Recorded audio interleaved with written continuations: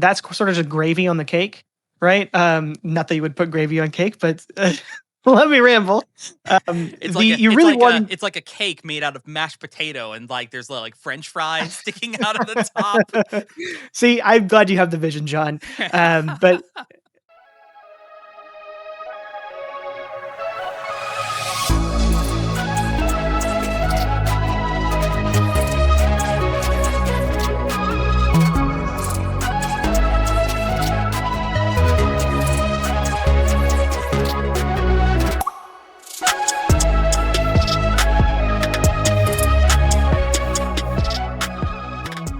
Hello, everybody, one and all, friends of the MTG Thoughtcast. I'm not Joseph, as you may have surmised. My name is John. I'm one of the hosts here on the MTG Thoughtcast. But I've got a special treat for you all today. Across the screen, or somewhere across your ears, I'm joined today by special guest and friend of the channel, Brian, one of the hosts of the channel, Chaotic Commander. yeah, John, thanks so much for having me. Excited to be here. If you don't know what Chaotic Commander is, we're just another couple guys making Commander content. Every Friday, we'll do a deck tech on our YouTube channel, and then we also stream Friday nights at 9:30 Central and do live gameplay. So yeah, that's kind of us, and hope you check out our channels. Awesome. Thank you so much for being here with you. Joseph is out unavailable right now. He's one of those people that got affected by this huge winter storm, I'm sure you all have heard a whole lot about. So Yeah. I'm just thankful to have you here, Brian, to help me fill in for this. And we are talking about today, we're at the tail end of our Lorwyn Eclipsed season. And so what that means is one of our all-time favorite episodes we do, The Cards You Missed. And I'm excited to dive into a lot of these. This set was filled with all kinds of fantastic pieces at lower rarities that you may not have seen. And so, if you like our content we have like this here, plus all of our other podcast episodes, make sure you subscribe and follow along for us here at the MTG Thoughtcast. If you want to be the first to know about all kinds of new updates we have on the channel, be sure to jump in and join our Discord. Link is in the description box down below, completely free to join. We don't want your money, we just want you to like us and hang out with us and be friends with us. We can have magic friends like our friend Brian here. Yeah, I'm really excited for Lorwyn. I think finally had some time to breathe in between sets, right? It's been product after product after product, and now had a little bit of time, and now Lorwyn's here, and I'm ready to dive in. Excellent. One last shout out we've got to do. If you'd like to keep all of these Lorwyn cards safe and protected, be sure to check out our sponsors that we have on the channel here, Heavy Play. They are our ideal choice of quality and ease of access protection with all of their Equip Mag systems, like their deck box and their play mats. Everything all connects together, all nice and smooth. And the card protections of their curved sleeves, the most comfortable in card protection. You can visit the link down below for heavyplay.com/MTGThoughtcast or use your checkout code MTGThoughtcast to receive 10% off your first order. We are so thankful to have them as sponsors of our show. Brian, for anyone who is not familiar with the sort of structure of this type of episode, we like to go through and dive into some of the nitty gritty little like uncommons and commons, the lower rarity cards, because now that the set has been out and available for to purchase for a while, everyone is starting to get that strong grasp feel of like the heavy hitters of the set. You know, you all have probably faced your matches against Deceit on Arena already. Like, I don't even really know. Do you know much about, like, as far as, like, constructed decks? Like, do you know any of the sort of, like, highlight cards of the set so far that are seeing play? I mean, I know everyone's talking about Squelching Vex? Or, oh, crap. What's the thing called? Vexing Hexer? Yeah, some squelching goblin. Vexing Squelcher, I think is what it's called. Vex. But yeah, that thing looks pretty crazy. I've seen people build standard decks with the new Vivid mechanic and the ley line of the guild pack. Like that's been really like fun to see. Kind of break standard. There's been lots of cool things that I've seen people pull out for sure. Excellent. So, what we're here to do on today's episode of the show, we're going to dial it back a little bit from all of those rares and mythics and tell you about some of the most interesting and exciting cards that you can find in that common selection of your booster pack. Because a philosophy that we like to acknowledge here on this channel is that every card should have a good purpose for being in your deck. And a lot of people nowadays can kind of get really leached onto and drawn towards all of those big, splashy rares and mythics, fancy showcase frames. And not that there's anything wrong with that. You all are allowed and welcome to enjoy all of your expensive, high value and rares and mythics and things of that nature. I'm a huge fan of a lot of the rares and cards. Heck, I mean, here's my second copy of Doran that I'm going to be building another Doran deck here, rebuilding the paper one from our Commander game. But this is the kind of show to help exemplify that you shouldn't just overlook any of the cards at the beginning of your pack, your commons and uncommons. There is juice and exciting things to have across all rarities. So, as my special guest here on the podcast today, would you like to take us away for your first card that you'd like everybody to know of? Ooh, okay, yeah. I don't. I say this is as an underrated find, but I think after some time, Chomping Changeling is going to be one of the most sought after cards in the set. If you don't know Chomping Changeling, you're probably putting it on the screen as we speak, John. Two of anything in a green for 1/2 Changeling. When this creature enters, destroy up to one target artifact or enchantment. So this is essentially a Reclamation Sage, right? But it has Changeling. So it's just strictly better Reclamation Sage. Any deck that you would be running Reclamation Sage, you're now either also running this or replacing it with this. And it's even better in any deck in green that cares about any creature type at all. Just a really, really strong card here to have in the set and very versatile for any meta, whether it's standard or commander or whatever. Yeah, I've got to agree with you. This one was also one of my like key highlight pullouts that I wanted to bring up to you as well. But I'm glad that you've decided to bring it up here first. Comparing the two cards side by side, since you mentioned about Reclamation Sage, the mostly the only significant difference is obviously the base creature type still being a shapeshifter, even though it's got changeling that says that it is all creature types. But Reclamation Sage is a 2/1, whereas Chomping Hmm. Changeling is a 1/2. So I suppose there's a weird corner case scenario where maybe you care about the higher point of power. But in my experience in playing Reclamation Sage, it has always just kind of come in, done its effect, and then act as a chump blocker later down the line. And Chomping Changeling does exactly that same synergy. Yeah, no, and the kindred synergy that Chomping Changeling brings to the table is a whole new level. Like Reclamation Sage, it gets a little bit better in elf decks, but Chomping Changeling is going to get significantly better in any deck that cares about the creature types. So yeah, I think that that's just undeniably, going to be one of the best cards of the set, even if it's an uncommon, right? I think it's still going to do a lot to the format, and people are going to start shifting their decks more in that direction as time goes on. Yeah, I had two call outs in specific for decks of mine and my wife's that we have. My Yarok, the Desecrated deck, has a very Hmm. mild theme inside of it of elementals. So now I can do Chomping Changeling in there, and it is Yeah. now synergistic with the Risen Reef that I play in that deck over Reclamation Sage. Again, not that either card is technically better or worse than the other, right? Yarok just cares about any enter the battlefield triggers going off, but being Hmm. able to compound synergy on synergy is excellent. The other one that I have off Dome is my wife's deck of Rin and Siri Inseparable. That is a deck that Oh yeah. that's a deck that already capitalizes a lot on casting changeling cards. And so now Hmm. her deck can have a card that is like Reclamation Sage, but also procs the Rin and Siri to make you both a cat and a dog. Yeah. Oh, another one that pops to my mind, Atla Palani, right? Cares about eggs and dinosaurs. Oh my Chomping Changelings goodness. both. So you're really just gonna go to town on that one. I love. I used to have a Changeling Atla Palani deck with a few high end dinosaurs, and it was just a blast to play. Similarly, there was a previous Changeling that did a similar effect. Masked Vandal was actually one in a green, and it did a similar thing, but you had to exile a creature from your graveyard. And this with for only one extra mana removes that restriction. So yeah, I think you could run both in those decks for sure. But Chomping Changeling really is just a game changer in my opinion. I'm a big fan of it. Yeah. Well, what about you? What's your first call out you're going to give me?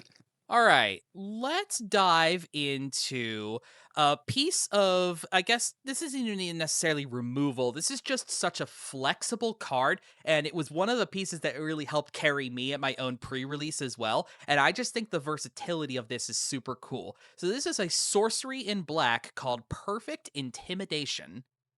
Okay. It is 3 and a black for a sorcery. You get to choose one or both. You have a target opponent exile 2 cards from their hand, or and or I guess because you can do both. Removes all counters from target creature.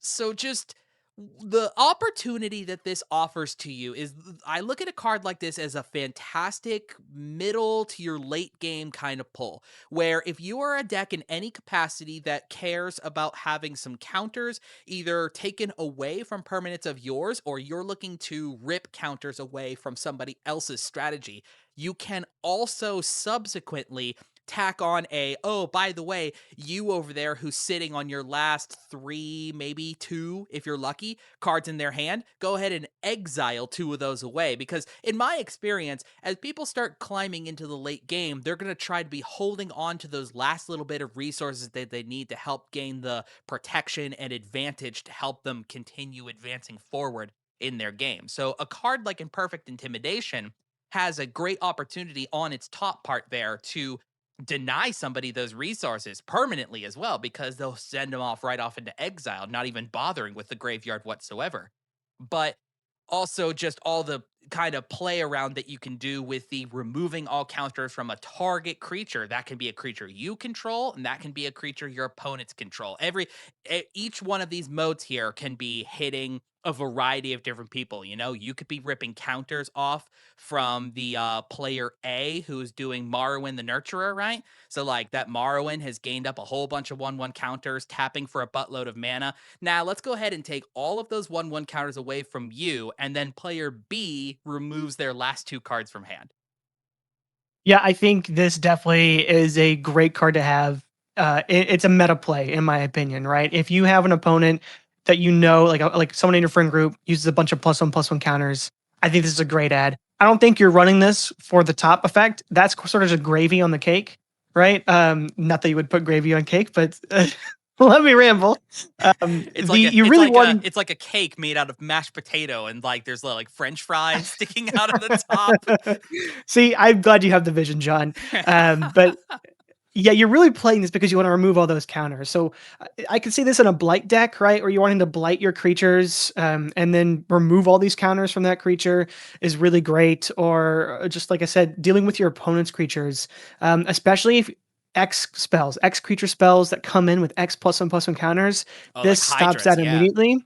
Yeah, especially that Hydra. Oh, I can't remember the name of it, but I think it's Mossborn, the one that doubles its counters every Yes, time a Mossborn land enters the Hydra. battlefield. Mhm. That is so annoying in on arena or in standard or even in commander. So this just immediately gets rid of that. So I think, being able to do that plus maybe get rid of a couple of cards from your opponent's hands. Now, granted, your opponent gets to choose those cards. So it's going to be the 2 worst cards in their hand, but it could still be really strong if used in the right way. So yeah, definitely a good card. Yeah, one of the favorite things, one last call out about this card, and it kind of ties into sort of an overarching vibe that you can find throughout the entirety of Lorwyn Eclipsed. If you will notice, even on a card like this, but any other card from the set who has some kind of ability on it that says that it can remove counters to do an effect of some kind, like another one I actually had on my list was a card called Lamenter. This is a good example of that kind of thing. Its activated ability it has there says removing a counter. This card, Perfect Intimidation, says remove counters.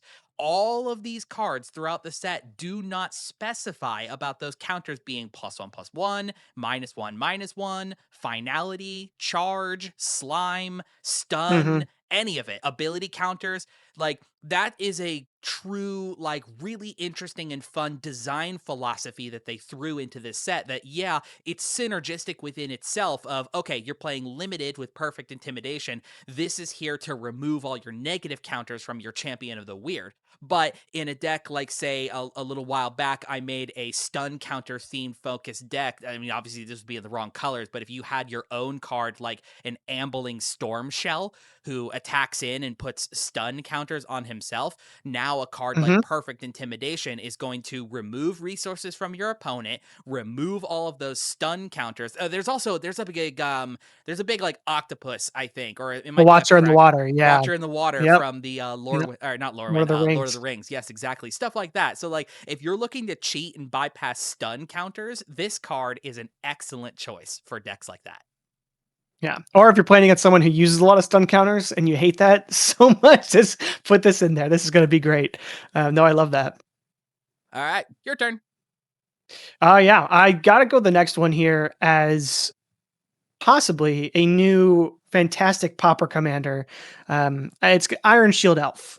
2 mana, 1 in the black for a 3/1 elf warrior, and it has discard a card. This creature gains indestructible until end of turn. Tap it. Doesn't seem that great at first glance, but this is a discard outlet on a 2 mana elf, which can be really great in a lot of situations. And let's just broad stroke that as well. By the way, this is a 2 mana discard outlet just on a creature, right? What's some of Mhm. the strongest 2 mana discard outlets you can think of? Our reigning champion Psychic Frog is up there in that contending slot. You know what I mean? Yeah. Yeah. No, definitely. It doesn't have as much plus side as Psychic Frog does, but Iron Shield Elf is really great, and going to be a fantastic additional option for any decks that are just wanting to fill their graveyard with cards from their hand. So I just don't want to dwell on Iron Shield Elf because there's not a whole lot to it besides that it's just a discard outlet that if you're playing Pauper Commander, is a discard outlet in the command zone. But for any of these reanimator strategies that you might see in Standard or Commander, just really great to get these strong creatures into the graveyard and then just for cheap reanimate them out and then go to town. I mean, what I like about a card like this over something like Psychic Frog is that it not only provides you that free discard outlet, but that discard outlet is keeping itself safe as well. That is Hmm. an issue with a card like Psychic Frog. Somebody sees that kind of card, sees how powerful it is, and is going to be gunning to remove it. And yeah, you could throw all your resources into it, but if it is still getting eaten into a Wrath, now obviously Iron Shield Elf still gets eaten by like a Swords to the Plowshares and a Path to Exile, whatever. Nothing can really stop those sort of effects outside of Hexproof. But the fact that your discard outlet can survive Wrath of God is huge for both, like you had been mentioning, discard centric decks that care about Reanimator. I was actually thinking about this more towards like a Madness or Mayhem shell.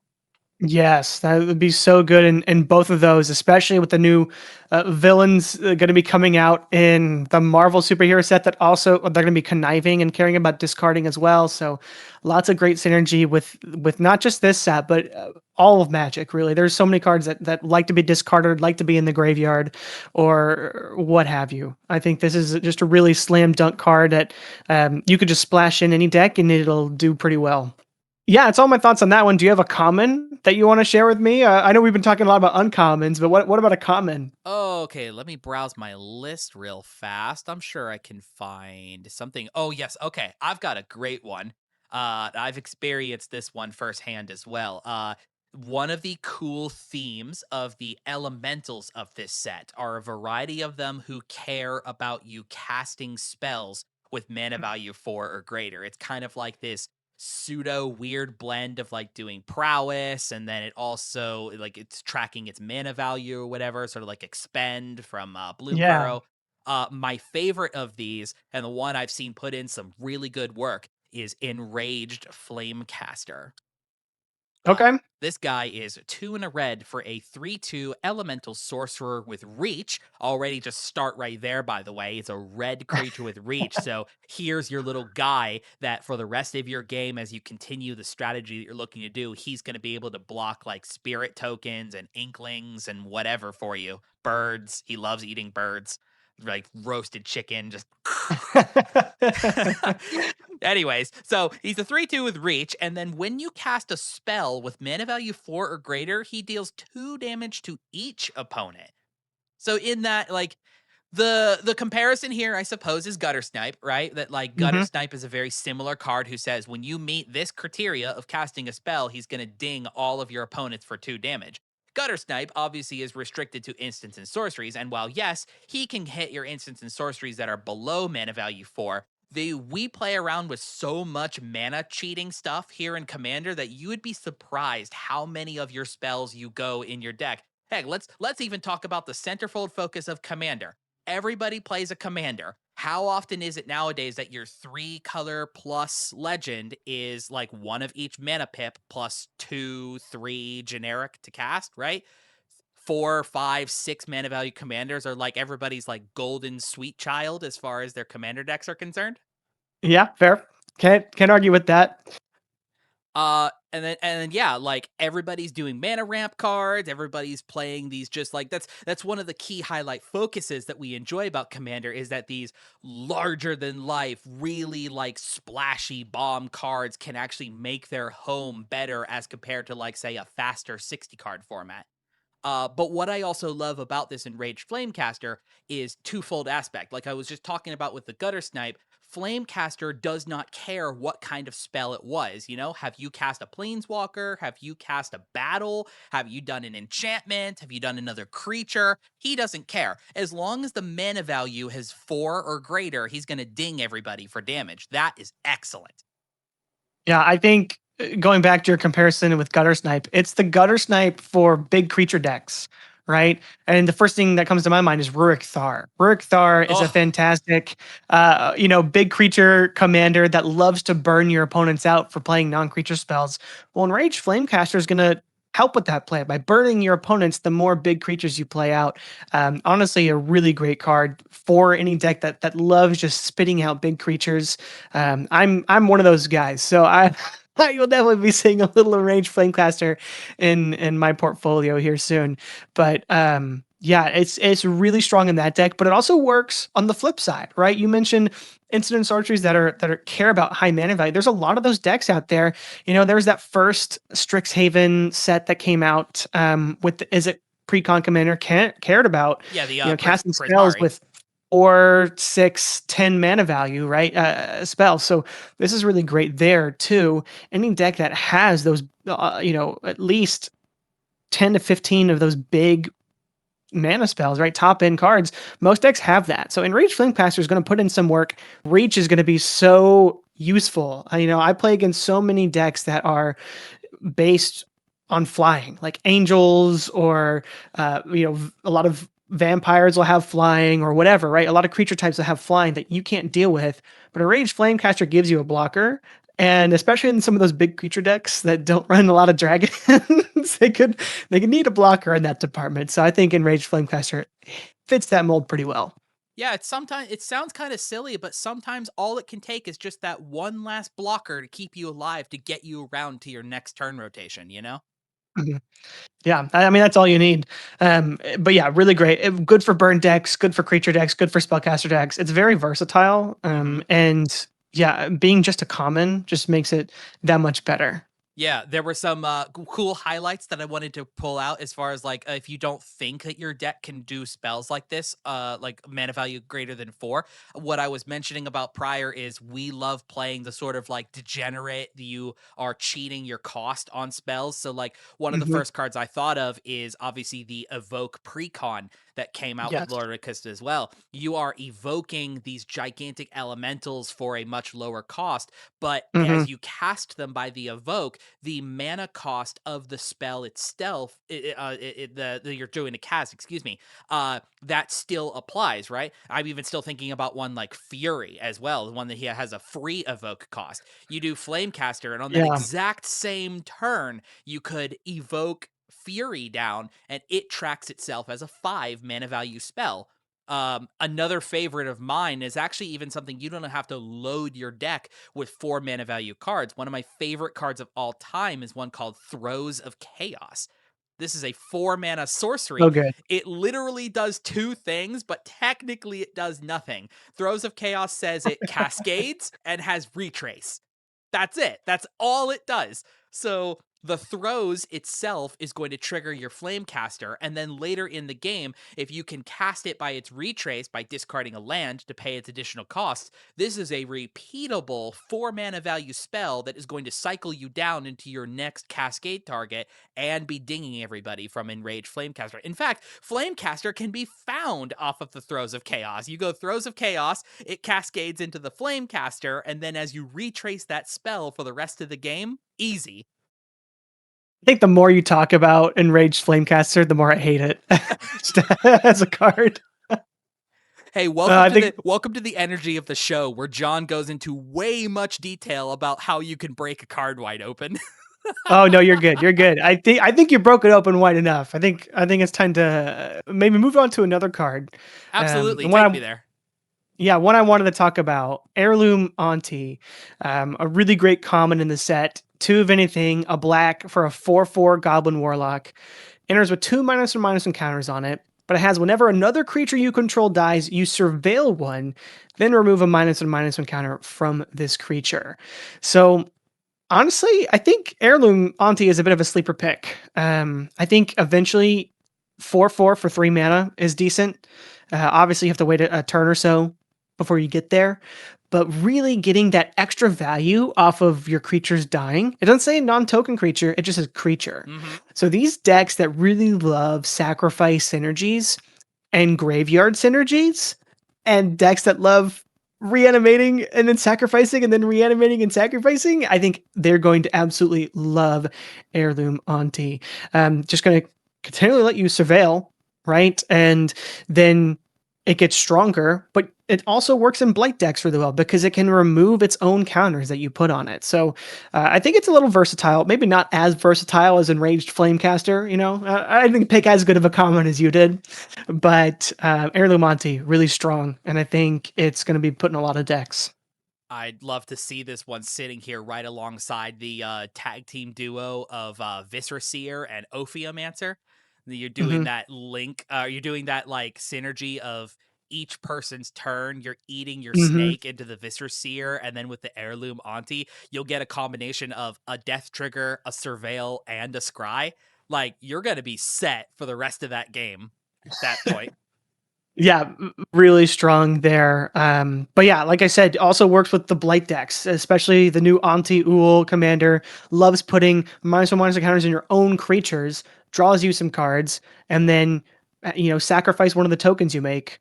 Yeah, you're really set with this card. Yeah, or the token dies to those 1/1 counters, right? Like, let's say you do a spell that puts multiple negative counters across your team. If the Heirloom Auntie is one of those, and then say a 1/1 Goblin token dies, then that counter can come right back off again, and you still have a really good target to hold on to extra counters. Yeah. One commander I think that this is going to be really strong with is Corvold, right? Any Corvold fans out there? Um, I was so excited for Corvold when it first came out, but of course it was broken. So, couldn't really use it that much without my friends hating my guts. But new Corvold also works really well with Heirloom Auntie. Really, just any deck that cares about sacrificing and reanimating, filling that graveyard is just going to have a great time. All right, well, I've got a great segue pull then for you. So let's say Oh, we're talking about strong and synergistic commanders, and oh, you also want some more commons to pull from the set. yeah. This to me, this card that I'm about to talk about, I think is one of the most interesting takes on this type of card. It is the enchantment aura called Blossom Bind. Okay. This thing is so sick. It's one of these that locks down a card, but because of the wording that it has on it, it just is so fundamentally unique. And I truly do think a card like this could be a huge hindrance against some of the most popular commanders of all time. So, Blossom Bind is 1 and a blue for an enchantment aura. It enchants a creature. When this aura enters, you tap the enchanted creature, and the enchanted creature can't become untapped and can't have counters put on it. Why do you do this to me, John? I hate this card. What? All right, so what's your commander that gets screwed over by this? All of them. I All of them? mean, I'm a big aggro guy, so a lot of my commanders need to attack or they might be tapping to do something. So this is very annoying. And yeah, I mean, I do run a good amount of target removal, so it won't be that much of a problem for long. But Mhm. yeah, this is a really strong pull, I think. Yeah, it's like okay, so like there's the floor of it there that you has mentioned by the way that yeah, this is just another one of those like claustrophobia type of cards that like hey, it says it comes in, it taps down the thing and that creature doesn't untap during its untap step. But it's that wording on those old cards like claustrophobia in specific that still have a way to bypass them, right? Like let's say your opponent that you are enchanting this creature down into, they are also running Seedborn Muse, or they're playing Unwinding Clock, or they're playing any of those other like Kiora's followers, things like that, that say that that creature taps to untap another target thing, right? Those types of effects are what you can use to bypass those claustrophobia, tap you down types of cards. Sure. Blossom Bind specifically, it's got the wording on it there that is also like even better than a stun counter that just says that creature, it cannot become untapped at all. Like no matter what you do to try to untap it, you pass around with a Seedborn Muse or you try to untap it by any other means, you just can't. It's not legal to untap anymore. I think a card like this one here really hoses down a huge variety of creatures that specifically have some really strong abilities on them regarding their ability to tap or have counters placed onto them. Like, tell me off dome, do you think VV Ornithir is a strong commander in the command zone? What? No. No?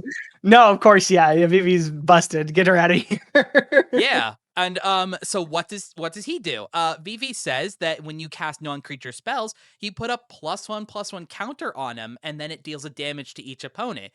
If and then the mana ability that he's able to activate there is dependent on his power. If you get VV locked down at a low enough power level, like no matter if they are still casting non-creature spells, yes, you are still taking the ping damage, but he is not growing any larger on his 1/1 counters. And that decks that I have seen that run him as the commander, that is the focus that they are trying to accomplish. They're trying to get his power up really, really fast, really, really high with cantrippy style cards, then go to activate that mana ability because he's gigantic now, right? And a card like Blossom Bind just stops that. No more 1/1 counters can be placed on Vivi. Yeah, I think this is really strong against a lot of popular commanders. You know, recently Kilo Apogee Mind from the Jeskai Edge of Eternity's precon needs to tap so he can proliferate, Uh right? huh. So really good against that. Really good against, Frodo from the Lord of the Rings, Abzan food life gain precon. Frodo needs to attack, right? There's a lot of Mm hmm. commanders that need to attack or deal combat damage, or tap to do what they need to do. Blossom Bind really stops that. So I at first glance, I think it looks like a meta call where it's like, okay, what is your play group usually playing? Does Blossom Bind work really well? But I think it's just safe enough that you can put it in your deck and not really worry about it. It's going to become valuable at some point, as long as there's a combat meta involved. But even sometimes when it's not, because of the tap, not unable to be, untapped.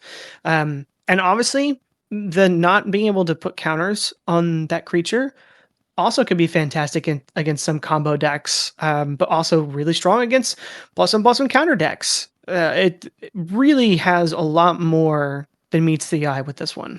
I can go and give you another card though. I want to go back to the uncommons here of Lorwyn.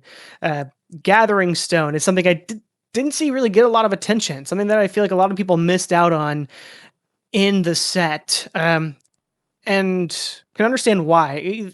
It's also interesting to note that they didn't really give any Lorwyn spoilers to anybody. They kind of just released it themselves. Wizards did. So that's why a big reason why I feel like this fell under the radar. So Gathering Stone, 4 mana for an artifact. As it enters, you choose a creature type. Spells you cast of the chosen type cost 1 less to cast. When this artifact enters and at the beginning of your upkeep, look at the top card of your library. If it's a card of the chosen type, you may reveal it and put it to your hand. If you don't put the card into your hand, you may put it into your graveyard. So, sounds very similar for some of us commander players to Herald's Horn. Mm hmm. Herald's Horn is a 3 mana artifact. It does a lot of the same things, right? You name a creature type, those spells cost 1 less to cast. And then at the beginning of your upkeep, you look at the top card. If it's, shares a type, then you bring it to your hand. This does a little bit more, and I think warrants the 1 extra mana, right? It does something when it enters, so you're getting that effect on entering. Mm-hmm. So great in blink decks that can, keep on blinking this from the Oh, battlefield to give I pseudo had card draw. I hadn't even considered this for Blink. Yeah, that's why I bring to the table, John. But also, it really is good for surveil decks or decks that care about putting cards in the graveyard. Um, Also, just so good for that because even if you could put it into your hand, you could choose to put it in the graveyard. So it's essentially a beginning of your upkeep, and when it enters, you can mill one. And if you care, like you can make your commander's creature type cost 1 less to cast. Not the best mill spell in the world, but it could potentially be a little bit of card draw instead of mill. So I don't think this is going to see more play than Herald's Horn. I think it's a little more niche. You need to make it make a bit more sense for you to put it in, but I think it's really strong, and I haven't seen anybody talking about it. Yeah, so it's a very funny kind of situation.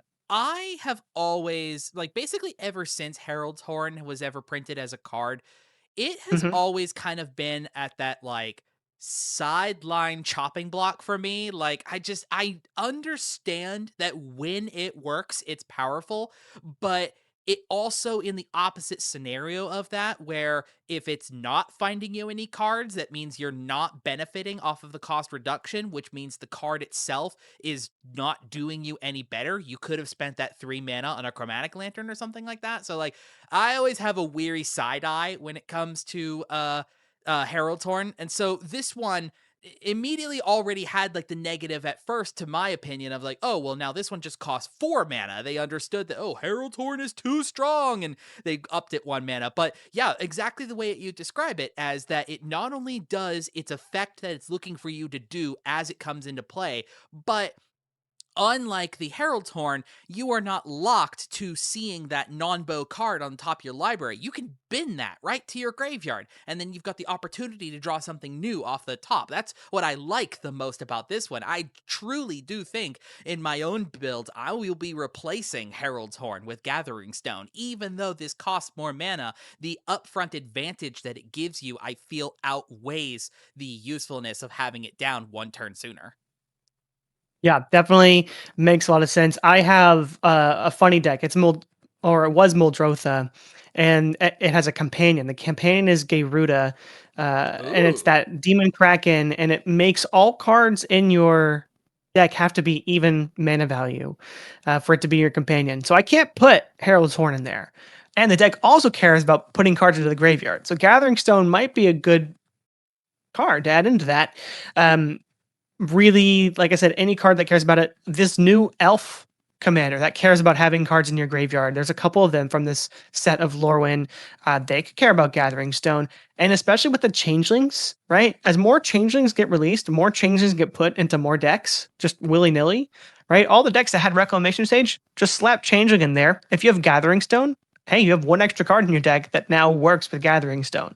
So Mhm. yeah, I think Gathering Stone, like I said, a little bit more niche, but going to be very strong.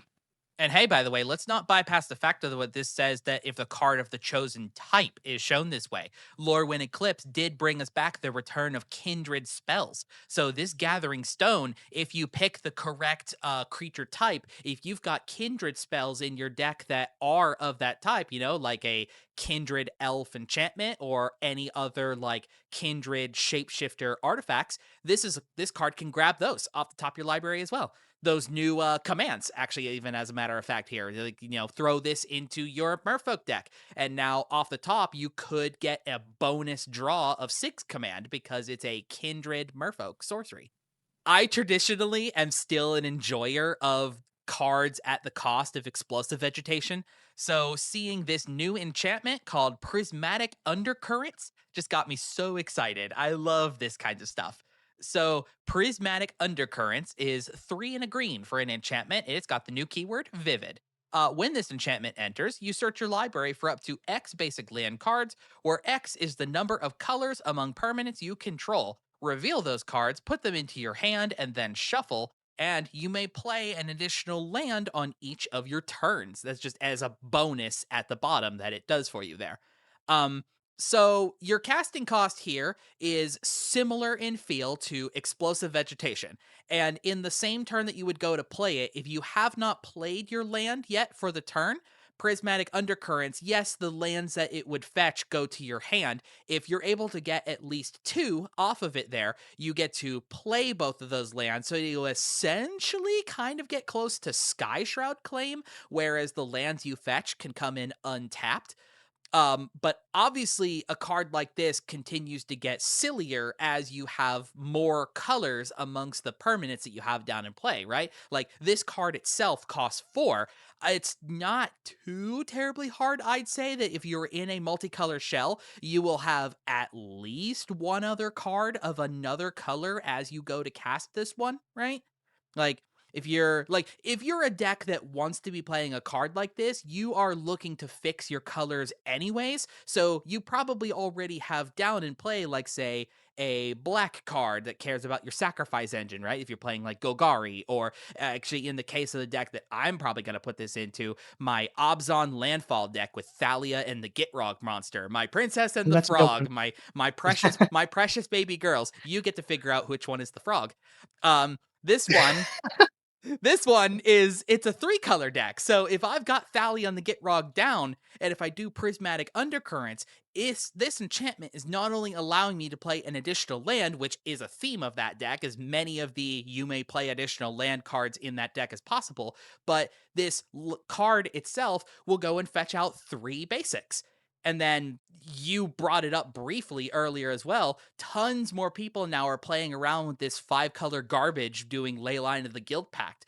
That's an enchantment you could have as early as turn 0 that anything you have down. Actually, you don't even need to have anything else down because Prismatic Undercurrents is an enchantment. It will see itself as 5-color if you have Leyline of the Guild Pact, right? And that's so Yeah, no, cool.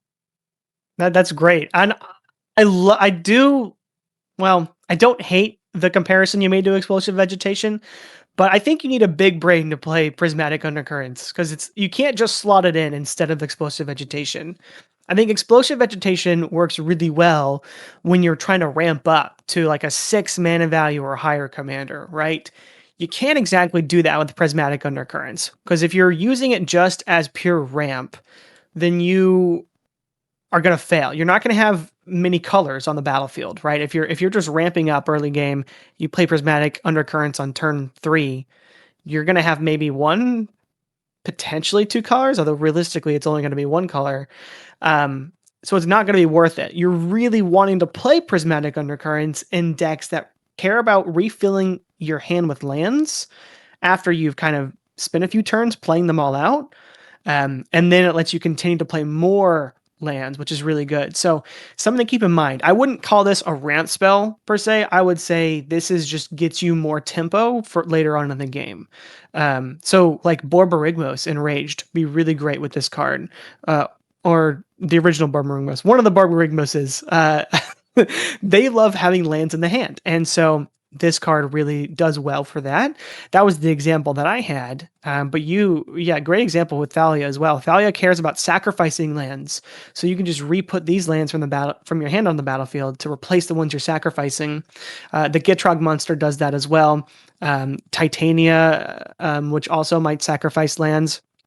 This only gets any basic land, but it could fix you in a 5-color deck, right? If you're playing that infinite guideline station and you're trying to get a bunch of colors with everything, a bunch of multicolored permanents, prismatic undercurrents can be really great there. There's a lot of great options for it, but just keep in mind, this isn't a ramp spell.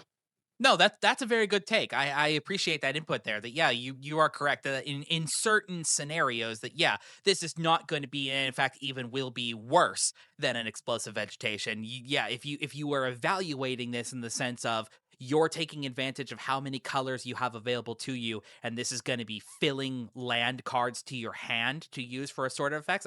I like that take. That's a good way to look at it. I guess borderline outside of anything else, I like the fact that this acts in a similar fashion to explosive vegetation, but Mhm. is attached to an enchantment. So all of you enchantress players out there as well, right? Like I could probably slot this perfectly fine into my shrines deck as well for exactly the same reason. That's a shrines deck Yeah. that is all 5 colors. This is an enchantment that would proc any of the enchantment matters cards and help fix me. So I like that in both regards there too. All right, Brian, I think we've got time for about one more card each. Pull me out your like spiciest hear me out pick. I think I have to go with Pestered Wellguard. Oh, yes, Um, sir. Pestered Wellguard, if you don't know, 3 mana and a blue for a 3/2 Merfolk Soldier. Whenever this creature becomes tapped, you make a 1/1 blue and black fairy creature token with flying. So 4 mana for a 3/2, not amazing, but when it becomes tapped, you get a 1/1. Um, I I am obsessed with these abilities, and they may be bad at some points, but I'm obsessed with abilities that when you tap a creature, you make a token. Right? I am obsessed with the station mechanic from Edge of Eternities, Uh huh. and this works really well with that. All right, so you have um, your Inspirit, the 3 mana Edge of Eternities, Yeah, Jeskai, in Inspirit Spacecraft flagship Commander. vessel. Yep. Yep. You play Inspirit turn 3, play Pestered Wellguard turn 4. You can tap it to put a station your commander for 3 counters, and then when you station it, you get a 1/1 blue and black fairy creature token with flying. So that's great there. This works really well with, you could combo off with this deck. Like if you have the intruder alarm, whenever a creature enters, untap all other creatures, right? And if you have a way to tap Pester Wellguard, you can just tap, make a token, everything gets untapped, tap, make a token. You can make infinite tokens, right? Pester Wellguard, definitely not the most ideal version of this kind of effect at 4 mana, but I think is really strong. And as mono blue, not really something that I think mono blue has had a whole lot of. So, really good for that. And it makes flying blockers, right? At the very least, right? If you're in a vehicle deck or a spacecraft deck, spacecraft usually have flying, I guess, so you probably don't need need flying blockers there. But yeah, I think Pester Belgard is underrated. People aren't looking at it, but I love it. That's my hot take. I think you know what you mentioned about the spacecrafts, but let's talk about the old vehicles that were able to be tapped into as well. How awesome of a Hmm. vehicles card is this, right? Imagine like you have the means of having it untapped. Like let's say you can get it untapped during each player's untap step or something to that degree, or even just during your Yeah, turn in general. This thing for 3 power crews up your some of your larger vehicles, makes another blocker for you, because that is inherently one of the problems when it comes to a vehicles deck is yeah, your creatures that you are using to turn those artifacts into creatures, that those artifacts then themselves are becoming tapped. You can have a tendency to leave yourself open again. With a card like Pestered Wellguard, this is making you blockers on the back end, that even then those blockers, if they do not need to be blockers, this is more creatures that can be built up over the course of a couple turns that could also be crewing into your vehicles. yeah, definitely. I really love that Azorius vehicle deck, the Shorekai Genesis engine. Hmm. Obviously, Petra Belgard can't crew Shorekai herself, but um, you can crew the other vehicles you're running in that deck. Yeah, and there's also decks that just care about tapping and untapping, right? We talked about Kilo, the other commander of that Edge of Eternities deck. He cares about tapping himself. He wants to be untapped. There, you will be running cards that untap your creatures, and so Pester Wellguard's going to be great in there too. Yeah, I think the fact this creates a flying blocker makes it really strong and underrated. I think people will see the 4 mana value and be scared, like I said, because a lot of other effects like this are maybe like 2 or 3 mana. Like, oh, you tap this, you get a 1/1 on the ground, but this makes a 1/1 flyers. So something to keep in mind. What's your last card, John? All right, for my final hear me out pick of the night, I've got another red card for you that I think has some potential to be kind of along the same lines of the Flamecaster that we talked about earlier, that built and given into the right circumstance, you've got the capability of damaging all of your opponents every single turn. This is a red enchantment called Lasting Tar Fire. Yeah, that's a good one. The Lasting Tarfire itself, it is 1 and a red for an enchantment. At the beginning of each end step, each is very important there. Every person's end step, this triggers. If you put a counter on a creature this turn, this enchantment deals 2 damage to each opponent. And it sounds silly to kind of have to break this down as it is, but like check out all this wording here. A, each end step. So every single person's turn, you get to check for the criteria of this card. B, it checks for a counter. It does not care if that counter was an ability counter, a +1/+1 counter, a minus counter, a stun counter. Regardless, if you put a counter, and then it also says if you put a counter on a creature, it can be your creature, it can be your opponent's creature. So if you have met any of this condition at any person's end step, 2 damage around the table. Yeah, this is why do you want to watch the world burn, John? That's I'm like who hurt you? I just need to know that, okay? You know, you actually kind of joke, but it was Joseph who has caused this to be. When we first began our careers in Commander playing, he went the toxic route with like a degenerate, Death Cloud, Marquez of the Black Rose counters deck. Wow. Yeah, so this is his fault that I'm the way that I am now. There's always one friend in the group who goes that toxic route and builds the most overpowered decks imaginable, and you have to sort of rein them in over the course of, a year or two, and then they kind of see the error in their ways. Back to Lasting Tarfire then. Yeah, the abilities that this card has is just so open-ended. If you are doing anything with counters, I saw a card like this and immediately my brain went to another one of my all-time favorite cards of all time, Tarian Mauler. Is a changeling from the original Lorwyn set, conveniently Yeah. enough. This is where he originates from. Tarian Mauler is 2 and a red for a shapeshifter with changeling that when an opponent casts a spell, you may put a +1/+1 counter on this creature. So that's an easy way to ensure that you have put a counter on a creature of yours every turn within a single color, by the way. Yeah, I think cards like that, Forgotten Ancient that do this similar thing, or Sunscorch Regent, right? Oh, Are my precious baby really. boy. Yeah, they're all great. They're all great with this, and now you make me want to build a Naya deck that has all those effects and Lasting Tarfire in there. No, this is great. I think Lasting Tarfire is an enchantment that is just going to sit in the battlefield, right? Your opponents are going to look at this, and this isn't really a big threat, right? 2 damage a turn.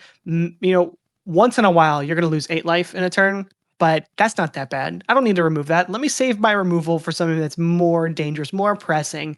And I think that's the power of cards like Lasting Tarfire. Lasting Tarfire is just going to sit in the battlefield, and opponents may remove it when it's too late, or I guess if they have no other options, they may remove it. That's always a possibility. But for the most part, I think Lasting Tarfire is going to be under the radar, not just in the Lorwyn pack, but in the game, right? If you see it in the game. So I think it can be really strong in the right deck. And you definitely need to be wary if you're playing against, a Blight deck or any of the examples you gave, John. Absolutely. Yeah. Like I said, if you have any kind of game effects that can manipulate you throwing counters onto creatures during the off turn, right? That I feel like is the strongest pull to a card like this, that it is going to do a check at every end step. If this was only your end step, I think maybe this wouldn't be worth the include, but the fact that there are game cards, game scenarios and situations that you can find yourself in that every single turn that you've got the chance to throw 1/1 counters or ability counters or minus counters, stun counters, right? Let's say you're in a blue red, maybe you're like stun counters and goad. Oh man, imagine a goad deck, by the way. Like throw this into a goad deck where Oh man. you're on purpose throwing like 1/1 counters and ability counters onto your opponent's creatures because then they are then getting goaded to go swinging at somebody else, right? Yeah, geez. Yeah, I mean, you just made me hate it even more. I don't know how you just do so good at that.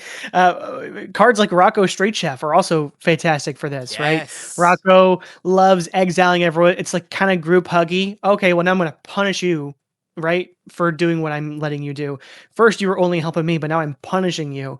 I was thinking unironically in a huge, maybe like flavor win for the sake of the card. I think this works incredibly well with the type of cards from Phyrexia, All Will Be One, who did all of Mm. their abilities based on putting oil counters on the creatures themselves, right? Like our Mm. Armored Scrap Gorger, that thing that like did oil counters to make you mana. Those other Yeah. cards like that could tap and add oil counters to themselves and then other activated abilities that say you remove those oil counters to do the effect that the card said it does. You have that's a great deck construction that would allow you to have types of, because again, Tarfire does not care what those counters were. So like you have one of those like dinky like Phyrexian goblins or whatever that taps and puts an oil counter on itself to like start pinging damage later as you remove oil counters. You're literally throwing oil into the fire for lasting Tarfire. So that'd be a great place to put a card like this. But yeah, I don't know. It's just kind of as simple and clean as it reads. If you've got the capability to throw counters of any kind across your board during your turn or any turn, this is just going to be free bonus damage on top of all that. And I think that is very interesting and exciting. And I think with that one, that draws us here to the end of Lorwyn Eclipsed. As a whole, how have you been enjoying this return to Lorwyn? Did you I didn't even ask you like before the start of the show or anything to that degree, but like what have you been able to do as far as Lorwyn is concerned? Like did you attend a pre-release? Did you buy any of the commander decks? Like what have you been able to get from the set? Yeah, great question. I have a newborn baby, so I've been able to do none of that. But I Oh. have been playing Arena. Well, congratulations for you. Thank you, thank you. I have been playing Arena in some of my free time, so I've really enjoyed some of the new commanders that have come out of the set. I think the precons are both really great. We just did a couple precon upgrade guides on the Chaotic Commander YouTube channel, and yeah, I just had a really fun time brewing with this set. Like I said, there was a big break between Avatar and Lorwyn. It just felt like a breath of fresh air finally once Lorwyn was finally spoiled. So I've been really enjoying the spoiler season, now pre-release season, arena season, and now that the cards are out in the wild, I'm gonna really look forward to playing them against people across the table. Excellent. That's exciting to hear. I did have the opportunity to attend my own store's pre-release. I actually took first place. I did. I took first place at that store. Thank you, thank you. It was a disgusting deck. You know, I was telling you is why I wanted to pull that card, Perfect Intimidation earlier because like Hmm. literally in my finals match, that was a synergy that I was able to do to close out a victory. My Nice. one of my backbone rares of the deck was actually Champion of the Weird, and I did this amazing like couple turn long play where Champion of the Weird came down, did his activated ability of blighting on my side to make an opponent blight too. So like that killed him in a turn. I returned him to hand with a unearth type of card. He came back to my hand, brought him back down again, blighted, it did his activated abilities to blight him up again to just before he would kill himself, did perfect intimidation to reset all those counters from him and wipe out my opponent of their last cards in hand. Continue, Wow, that's brutal. continued to wipe their board again. Perfect 2-0 victory for me. But so yeah, Nice. that's always going to be a fresh memory for me this year. But yeah, as a whole, this has been such an enjoyable set. As somebody who didn't get to experience or have the opportunity to see basically anything from the original Lorwyn set, because I obviously was never cognitive enough to understand what Magic was back in 2004, whenever a year it was that Lorwyn originally came out. So just seeing the love and nostalgia and just the over hype, the this set is getting so hyped up from fans widespread across the game, and that to me is definitely going to make it a landmark call out of a set. We obviously know we've got tons of other things coming over the course of this year, both exciting and existing, I guess. So Lorwyn is going to be this like flag post in the sand for the year of here's your bar on where you should be hitting for a set this year. And we're going to see which ones meet those expectations over the course of this year. But I'm very happy and excited to see this set now out in the wild and people building with all these cards. Definitely. And looking forward to all the other cards coming out. I always love more Magic, even though it sometimes does feel like a bit much. But yeah, Yeah, excited for it all. what's gonna be the joke here? We'll see you next week for Ninja Turtles. You know what I mean? Oh, sorry. By the way, you're already 2 weeks for late for Ninja Turtles. By the way, they revealed all the rares already, but that is a topic for another day. So as we wrap up our episode here, we would like to hear from you now about what has been your most exciting thing from Lorwyn Eclipsed. Tell us about your favorite cards that you were able to open and you've been building with from Lorwyn Eclipsed in the comment section down below. There's also the likes, comments, and subscribes if you feel like supporting the channel and like what we do here. Be sure to also check out Chaotic Commander's channel as well. Thank you again, Brian, for coming to hang out with me this evening. Again, with Joseph being MIA, so I appreciate you hopping in and being this, tagging in for me here. It's great to have you on board. Yeah, well, thanks, John. It's been a pleasure, and hopefully I get to do it again soon. Absolutely. Yeah. Any other plugs you want to do before we sign out? No, just make sure to check out the YouTube channel. Like I said, we do deck techs and pre-con upgrades every Friday. So make sure to check out the pre-con upgrades for the recent Lorwyn Eclipsed decks that came out. We did a couple giveaways for that as well. So if you want to be Ooh, part of future exciting. giveaways, subscribe to our channel and check that out. But yeah, looking forward to keeping doing that. I just love brewing decks, and it's been great to talk more about deck brewing with you. All right. Thank you so much, everybody, for hanging out and listening to another episode here of the MTG Thoughtcast. You all have a wonderful night. Stay beautiful, and we'll see you all again real soon.